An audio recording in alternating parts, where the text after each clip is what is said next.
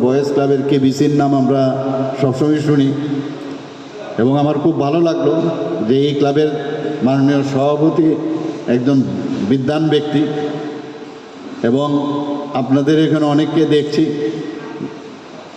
তো এই ক্লাবের যাতে সুস্থ সামাজিক অবস্থাটা সবসময় বজায় থাকে সেই দিকে আপনারা নজর রাখবেন।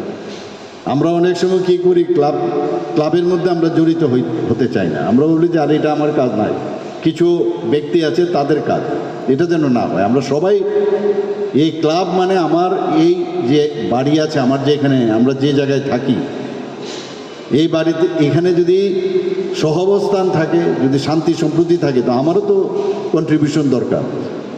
এবং আমার মধ্যে অনেক চিন্তা আছে, অনেক ভাবনা আছে, যেটা আমি ক্লাবের মধ্যে যদি জড়িত থাকি তো আমি সেটা দিতে পারি সমাজকে, এবং সেটা পরিবর্তনের কাণ্ডারি কিন্তু আপনারা। এবং ভাবুন, একটা ক্লাবের মধ্যে কেউ প্রফেসর আছে, কেউ টিচার আছে, কেউ ডাক্তার আছে, কেউ ইঞ্জিনিয়ার আছে, কেউ ব্যবসা করছেন, কেউ ছোটোদারি দোকানদারি করছেন, সব ধরনের লোকের একটা কসমোপলিটন, যাকে বলে একটা কসমোপলিটনের একটা সিচুয়েশন হচ্ছে ক্লাব। এটা একবার ভাবতে হবে কিন্তু।